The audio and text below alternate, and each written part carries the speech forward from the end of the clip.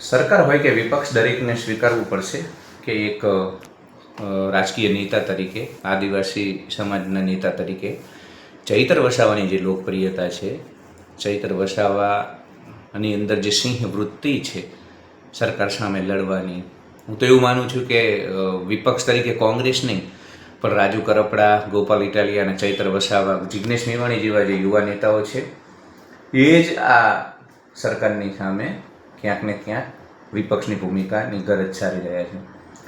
ચૈતર વસાવા વિસાવદરમાં સ્ટાર પ્રચારક છે. વિસાવદરની જનતામાં ગોપાલ ઇટાલિયાનો ખૂબ જ સફળતાપૂર્વક એ તેજાબી પ્રચાર કરી રહ્યા છે. અને વિચાર કરો તમે, ચૈતર વસાવા ઉપર ગમે એટલા આક્ષેપો આ લોકો લગાવે પણ એની તાકાત તમે જુઓ કે ભાજપના પ્રદેશ અધ્યક્ષ સી આર પાટીલને મંચ ઉપરથી કહેવું પડે કે ભાઈ ચૈતર વસાવા તો અમારી પાસે ટિકિટ લેવા આવ્યો હતો, અમે ન આપી એટલે આમ આદમી પાર્ટીમાં ગયો, એ તકવાદી છે, વોટ એવર ઓલ ધેટ. સામે ચૈતર વસાવાએ પણ કીધું કે ભાઈ મને તો આ લોકો સાંસદ બનાવવા માગતા હતા ભરૂચમાં, મનસુખ વસાવાની ઉંમરનો હવાલો દઈ, પણ મેં ઇન્ડિયા ગઠબંધન સાથે જ જવાનું નક્કી કર્યું એટલે મેં એમની ટિકિટનો અસ્વીકાર કર્યો છે. એટલે સામસામા આક્ષેપ પ્રતિ આક્ષેપ થઈ રહ્યા છે જે રાજનીતિમાં થાય.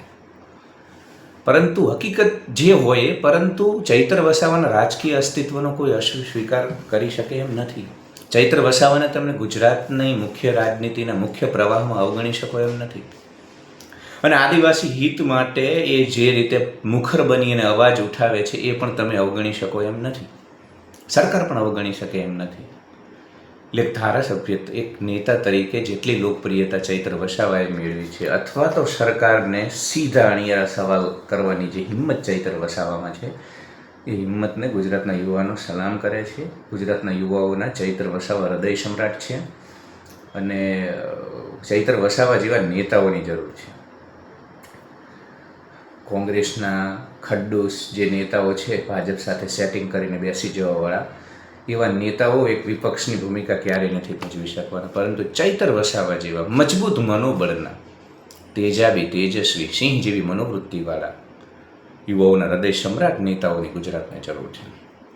એટલે ભાજપવાળા ગમે તે કહે, બીજા આદિવાસી નેતાઓને પણ ચૈતર વસાવા ન ગમતા હોય, જેને જે કહેવું હોય એ કહે, પરંતુ હકીકત એ છે કે ચૈતર વસાવાની લોકપ્રિયતા દિન પ્રતિદિન વધતી જાય છે. ચૈતર વસાવા લોકોના હૃદય સમ્રાટ બની રહ્યા છે.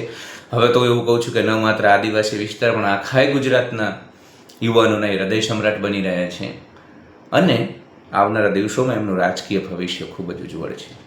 એટલે ચૈતર વસાવા એ સૂરજ છે જેને કોઈ ઉગતો રોકી શકશે નહીં. સી આર પાટીલને ખુદ સ્વીકાર કરવો પડ્યો, મંચ ઉપરથી એમનું નામ લેવું પડ્યું. આ તાકાત છે. 182 ધારાસભ્યોમાં ચૈતર વસાવાના ઉલ્લેખ વગર ગુજરાતમાં એકેય ચૂંટણી પૂરી થતી નથી. આદિવાસી વિસ્તારના લોકોને તો હું શુભેચ્છા પાઠવીશ કે તમને આવો નેતા મળ્યો, આવો સિંહ વૃત્તિનો નેતા મળ્યો. ચૈતર વસાવા આપણું ઘરેણું છે.